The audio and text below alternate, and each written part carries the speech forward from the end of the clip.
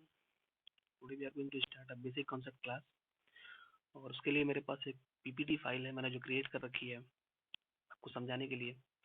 उसको स्टार्ट करते हैं। सबसे पहले हमारे फंडामेंटल ऑफ कंप्यूटर्स,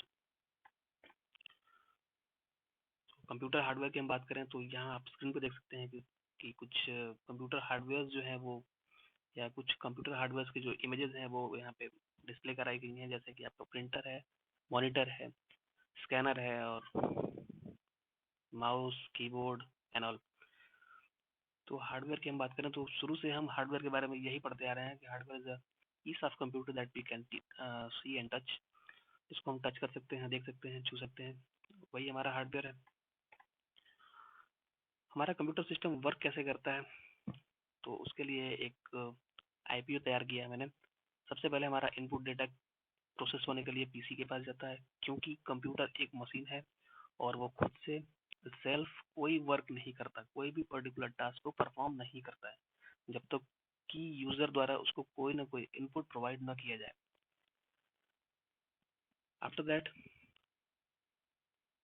इनपुट को एक्सेप्ट करने के बाद वो डेटा प्रोसेसिंग के लिए जाता है प्रोसेसिंग डिवाइसेस के पास, मींस प्रोसेसर्स के पास। After processing the data, computer refer the process data to the output devices.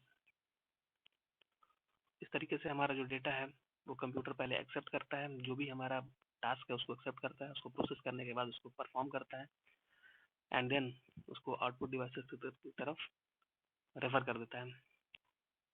Now software की बात करें तो software is a set of program which are step by step instructions telling the computer how to process the data। Computer को operate कराने के लिए software की जरूरत होती है और सॉफ्टवेयर ही हमारे कंप्यूटर्स को ये इंस्ट्रक्शंस देता रहता है कि इसको कैसे और कब किस तरीके से वर्क करना है। ये सारे इंस्ट्रक्शंस जो है वो सॉफ्टवेयर के थ्रू ही कंप्यूटर को प्रोवाइड किए जाते हैं या इंस्ट्रक्शंस के थ्रू प्रोवाइड किए जाते हैं। एंड सॉफ्टवेयर की बात करें तो सॉफ्टवेयर को दो टाइप्स में डिवाइड किया गया है। पहला सिस्टम सॉफ्टवेयर एंड सेकंड है एप्लीकेशन सॉफ्टवेयर। तो सिस्टम सॉफ्टवेयर क्या है?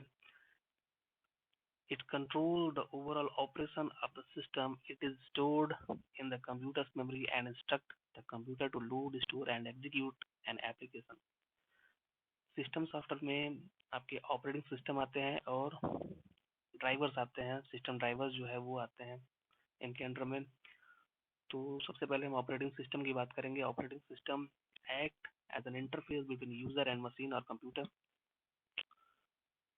एक बार फिर से सुन लीजिए। Operating system act as an interface between user and the machine. तो ये जो है कुछ इस तरीके से टास्क अपने परफॉर्म करता है या अपने वर्क को कंप्लीट करता है। जैसे हमारे स्कूल में प्रिंसिपल होते हैं या ऑफिस में मैनेजर्स होते हैं डिफरेंट, जो कि सारे स्टाफ को मैनेज करके रखते हैं और सिस्टमेटिकली उनसे सारा टास्क करवाते हैं। सेम एज आपका जो है ऑपरेटिंग सिस्टम भी यही काम करता है। फिर आपका एग्जांपल, कुछ ऑपरेटिंग सिस्टम के एग्जांपल्स जो है वो हमारा डॉस है यानी डिस्क ऑपरेटिंग सिस्टम है, विंडोज है, लिनक्स है, यूनिक्स है। ये सारे जो है वो ऑपरेटिंग सिस्टम के एग्जांपल्स हैं। एंड एप्लीकेशन सॉफ्टवेयर, सेकंड आपका जो था वो एप्लीकेशन सॉफ्टवेयर था। They are the software written in to perform the specific task. The basic type of application software are word processing, database, spreadsheet and all. तो हम इसके लिए ये कहेंगे कि एप्लीकेशन सॉफ्टवेयर वो सॉफ्टवेयर होते हैं जिनको हम अपने नीड के अकॉर्डिंग अपने पीसी में, अपने सिस्टम में डाउनलोड करके इंस्टॉल करते हैं, जिनके हमारे सिस्टम में होने या ना होने से कोई फर्क नहीं पड़ता। लेकिन अगर हमारा सिस्टम सॉफ्टवेयर अगर करप्ट हो जा रहा है या इनकेस अगर किसी भी रीजन से रिमूव हो जा रहा है तो जरूरत पड़ेगा, क्योंकि हमारा सिस्टम, कंप्यूटर सिस्टम वो टोटल ब्लॉक हो जाएगा और वो बंद हो जाएगा। लेकिन एप्लीकेशन सॉफ्टवेयर के साथ ऐसा कुछ नहीं है। जैसे आपका वर्ड प्रोसेसिंग एप्लीकेशन है या एमएस ऑफिस है या कोई पर्टिकुलर गेम हम जब डाउनलोड करते हैं और इंस्टॉल करके प्ले करते हैं, तो ऐसा कुछ नहीं है कि उसके न रहने से हमारा पीसी जो है वो प्रॉपर वर्क करना बंद कर दे। यानी कि अगर हमने कोई पर्टिकुलर एप्लीकेशन डाउनलोड करके इंस्टॉल कर रखा है और उसको अपने नीड के अकॉर्डिंग यूज करते हैं, तो इसमें कोई बुराई नहीं है, और ये जो है एप्लीकेशन सॉफ्टवेयर के ही कैटेगरी में आते हैं। इनकेस अगर ये रिमूव भी हो जाए तो भी हमारे सिस्टम पे कोई फर्क नहीं पड़ने वाला है इसका। मीन्स ये कि अपने नीड के अकॉर्डिंग जो एप्लीकेशन या जो सॉफ्टवेयर हम इंस्टॉल करते हैं वही हमारे एप्लीकेशन सॉफ्टवेयर होते हैं। चाहे वो आपका एमएस ऑफिस हो, चाहे वो कोई डेटाबेस का एप्लीकेशन हो, चाहे आपका वो कोई गेम हो या एनीथिंग। एडवांटेजेस ऑफ कंप्यूटर, तो सबसे पहले जो आता है वो स्पीड आता है। कंप्यूटर के जो एडवांटेजेस होते हैं, फायदे में है वो स्पीड। तो स्पीड की बात करें तो computer can carry out instruction in less than the millionth of second. Computer किसी भी काम को, किसी भी टास्क को बहुत ही तेजी से कंप्लीट करता है। सेकंड हमारा है एक्यूरेसी। तो कंप्यूटर सिस्टम किसी भी काम को तेजी से करने के साथ साथ उसको शुद्धता से भी करता है, यानी उस टास्क को शुद्धता पूर्वक भी कंप्लीट करता है। यानी एरर फ्री होते हैं हमारे सारे टास्क, या जो भी कैलकुलेशंस हमारी होती है जो कंप्यूटर में या कंप्यूटर के थ्रू हम करते हैं, या जो भी टास्क हम परफॉर्म करते हैं वो तेजी से तो करता ही है और उसके साथ साथ एक्यूरेसी भी रखता है। डेलीगेंस की हम बात करें तो computer are capable of performing any task given to them repeatedly. तो अगर हम इसकी बात करें तो अगर हम एक इंसान की बात करें कि अगर इंसान अगर कोई है और उसको हम किसी पर्टिकुलर टास्क के लिए अगर हम 2-3 बार उसको बोल दें, सपोज दैट अगर मैं उससे बोल दूं कि तुम एक काम करो, टॉप फ्लोर पे जाओ, और टॉप फ्लोर पे जाने के बाद नीचे आओ, और सेम चीज हम अगर हम इंसान को रिपीट करने के लिए बोल दें 3-4 बार, अगर ऊपर नीचे उसको करवा दें, तो मे बी वो थक जाए या इरिटेट हो जाए। लेकिन हमारे कंप्यूटर सिस्टम के साथ ऐसा कुछ नहीं है। कंप्यूटर सिस्टम को एक सेम टास्क को ही, यानी किसी भी एक पर्टिकुलर टास्क को बार बार अगर रिपीट करने के लिए भी कह दिया जाए, या कोई इंस्ट्रक्शन दे दिया जाए सेम टास्क को बार बार रिपीट मोड पे करने के लिए, तो वो करता रहेगा। क्यों? क्योंकि उसके पास सेंस नहीं है।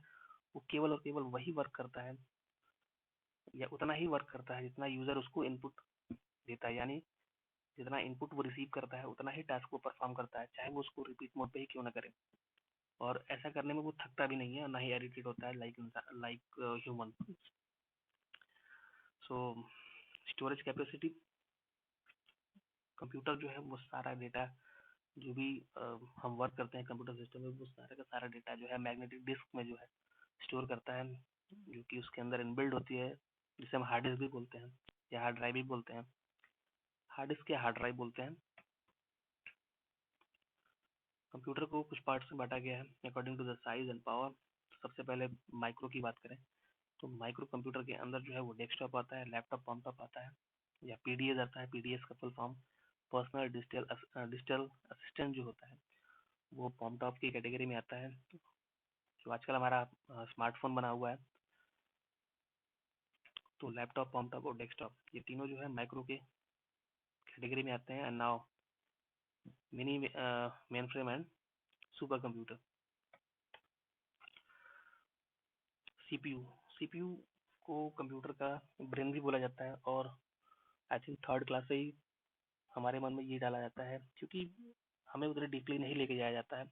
और थर्ड क्लास से ही जो सीपीयू जो हमें समझाया जाता है, बताया जाता है, वो ये वाला सीपीयू बताया जाता है। जो कंप्यूटर का कैबिनेट बॉक्स होता है उसको सीपीयू बताया जाता है। क्यों? क्योंकि थर्ड क्लास के बच्चों को या फोर्थ क्लास के बच्चों को या फिफ्थ क्लास के बच्चों को हम उतने डीपली जाके टर्म्स को समझा नहीं सकते, इसलिए हम उनको या उनके मन में एक इमेज डाल देते हैं कि दिस इज द सीपीयू। ये जो कैबिनेट का बॉक्स हमारे सामने दिख रहा है यही सीपीयू है। लेकिन अगर हम उसको डीपली लेके जाएं तो ये एक्चुअली सीपीयू नहीं है, ये एक टीन का कैबिनेट बॉक्स होता है जिसके अंदर डिफरेंट मशीनरीज या डिफरेंट पार्ट्स जो है वो फिक्स किए जाते हैं एक ग्रीन सर्किट बोर्ड पे, जिसे हम मदरबोर्ड भी कहते हैं। सो इसके बारे में आगे डिस्कस करेंगे। तो सीपीयू जो है वो ब्रेन है कंप्यूटर का, और यूजर से जो इनपुट सिस्टम रिसीव करता है उन इनपुट्स को प्रोसेस करता है सीपीयू हमारा, और उसके बाद उसको रेफर करता है आउटपुट डिवाइसेस की तरफ। कीबोर्ड टाइपराइटर के आकार का होता है, या टाइपराइटर के तरीके से होता है, और with the help of alphabets, numbers and special symbols हम अपने कंप्यूटर सिस्टम को इनपुट प्रोवाइड करते हैं इस डिवाइस से यानी कीबोर्ड के थ्रू हम अपने कंप्यूटर सिस्टम को इनपुट प्रोवाइड करते हैं with the help of letters, alphabet, number, special symbols and many more. And mouse, it is also an input device. ये भी एक तरीके का इनपुट डिवाइस ही है जिसका यूज जो होता है वो इनपुट देने के लिए ही होता है. हम क्लिक के थ्रू अपने माउस के क्लिक के थ्रू कंप्यूटर को इनपुट प्रोवाइड कर सकते हैं.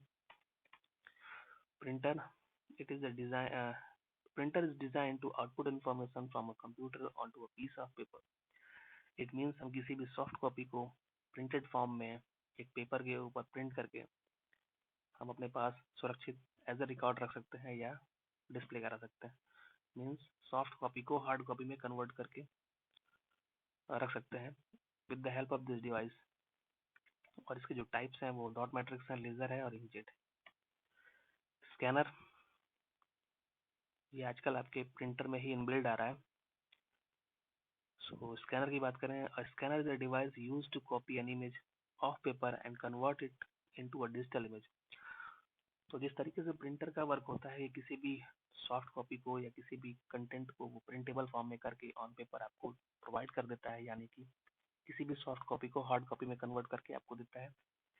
तो इसका जस्ट अपोजिट आपका स्कैनर होता है. किसी भी हार्ड कॉपी को कन्वर्ट करता है डिजिटल फॉर्म में और उसको एक इमेज के फॉर्म में करके आपके पीसी के अंदर, आपके डिवाइस के अंदर उसको स्टोर कर देता है. जैसे सपोज दैट अगर आपके पास एक पेपर है और पेपर पे कुछ कंटेंट या कुछ टेक्स्ट या कुछ जो भी कंटेंट है उस पर प्रिंटेड है, तो आप उसको फोटो कॉपी मशीन की तरह इसका यूज करके पेपर को इसके अंदर इंसर्ट करेंगे और स्कैन करके अपने डिवाइस के अंदर, अपने कंप्यूटर के अंदर इसको डिजिटल फॉर्म में कन्वर्ट करके सॉफ्ट कॉपी के फॉर्म में स्टोर कर सकते हैं. ये सीपीयू के अंदर के कुछ पार्ट्स हैं जिनको हम सीपीयू बोलते हैं. एक्चुअली वो कैबिनेट होता है और यही वो कैबिनेट है जो खुला हुआ है आपके सामने. तो सबसे पहले पावर सप्लाई की बात करो. ये पावर सप्लाई आपका है, इसको हम एसएमपीएस भी बोलते हैं, जिसका फुल फॉर्म होता है switch mode power supply. In case अगर ये एसएमपीएस यानी ये पार्ट जो है अगर बाई चांस अगर खराब हो जाता है तो आपके कंप्यूटर सिस्टम में पावर सप्लाई ही नहीं होगी, और जब पावर सप्लाई नहीं होगी तो आपका सिस्टम रन करना बंद कर देगा. ये डिफरेंट कार्ड्स एंड स्लॉट्स हैं.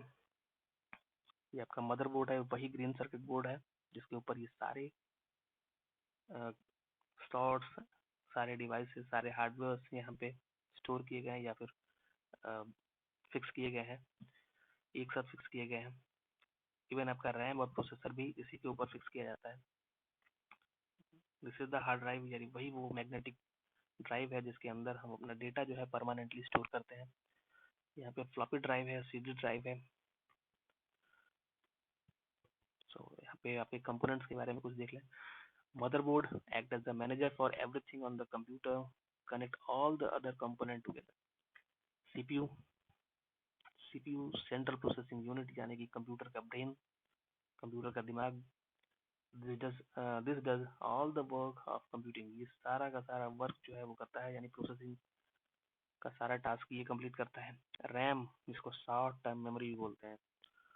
तो शॉर्ट टर्म मेमोरी यानी कि ये गजनी हो गया है, बिल्कुल ये गजनी ही है जो किसी भी इंफॉर्मेशन को बहुत ही शॉर्ट टाइम तक स्टोर करके रखता है और थोड़ी देर बाद वो भूल भी जाता है. हो गया ना गजनी फिर. So it hold data and programme instruction that the computer is currently using. जो भी डेटा हम यूज करते हैं यानी कि करंट टाइम में जो डेटा हमारा यूज हो रहा है विदाउट इट सेविंग, वो सारा का सारा डेटा रैम पे होता है. और जैसे ही हम कंट्रोल एस का यूज करते हैं या उन डेटा को सेव करते हैं, वो सारा का सारा डेटा रैम से हटके हमारे हार्ड डिस्क ड्राइव में स्टोर हो जाता है. इन केस अगर आप कोई डेटा विदाउट सेविंग, यानी कि अभी जस्ट आपने स्टार्ट किया है, कोई डॉक्यूमेंट आपने टाइप किया है और टाइप करते ही किसी रीजन से आपका पावर कट हो जाता है या फिर आपका सिस्टम जो है वो सडनली हैंग कर जाता है, बंद हो जाता है, तो वो सारा का सारा डेटा जो है रिमूव हो जाएगा फ्रॉम द टेम्पररी मेमोरी.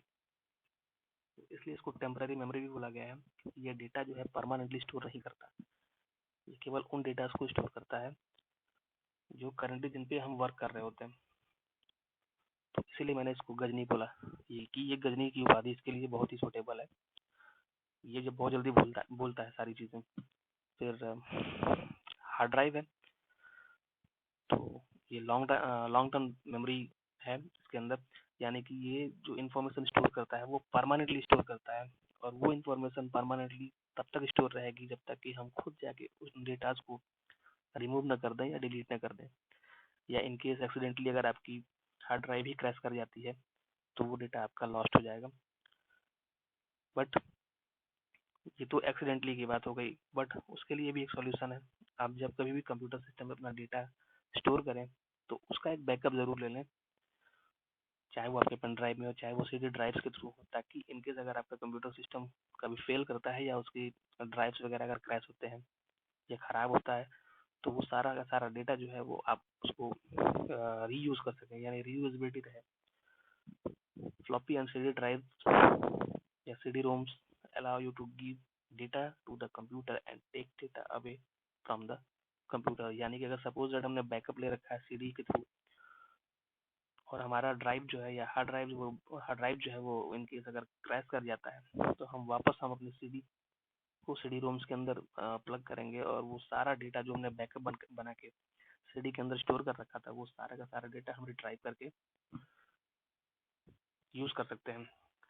और कार्ड एंड स्लॉट की बात करें, allow other component to be added to the computer, ये कंप्यूटर की फिंगर्स की तरीके से काम करता है। मीन्स ये जो सारे स्लॉट्स होते हैं जहाँ पे हम पेन ड्राइव प्लग करते हैं, या फिर ये केबल्स, लैन केबल्स प्लग करते हैं, वीडियो कार्ड्स हैं, ठीक है, ये सारी चीज़ें जो हैं ये कार्ड एंड स्लॉट्स में आती हैं। इनकेस अगर आपको कोई डेटा कॉपी करना है पेन ड्राइव के थ्रू, तो आप पेन ड्राइव लेके स्लॉट्स में ही यूज़ करते हैं या स्लॉट्स में प्लग करते हैं। तो ये वही स्लॉट है जहाँ पे हम पेन ड्राइव प्लग करके और अपना डेटा जो है वो कॉपी करते हैं या पेन ड्राइव के अंदर से डेटा जो है मूव करवाते हैं। तो ये आपका कॉर्ड एंड स्लॉट था। तो फिलहाल ये कुछ बेसिक कंपोनेंट्स थे जो हमने आपके साथ डिस्कस किए। होप आपको ये वीडियो अच्छा लगा होगा। इनकेस अगर आपको ये वीडियो अच्छा लगा हो तो इसको शेयर करिएगा, और इनकेस अगर आपके इस वीडियो से रिलेटेड या पिछले किसी भी वीडियो से रिलेटेड अगर किसी भी तरीके का डाउट हो या संदेह हो, तो आप कमेंट बॉक्स में लिख के उसको ज़रूर हमारे तक पहुँचाएं, और इस वीडियो को लाइक करिए, शेयर करिए, और कोशिश की जा रही है कि आपको ऑनलाइन क्लासेस भी प्रोवाइड की जाए, ताकि ऑनलाइन हम अब आप जो है हमसे जुड़े रहें और लाइव क्लासेस का आनंद ले सकें। इनकेस कभी भी कोई प्रॉब्लम हो तो वो इंस्टेंटली हम कमेंट बॉक्स के थ्रू जाके मैसेजेस या कमेंट करके अपने प्रॉब्लम्स को शेयर कर सकें, हम तक पहुंचा सकें। So thank you and have a good day. फिर मिलते हैं अगले सेशन के साथ किसी नए टॉपिक के साथ। Thank you, have a good day.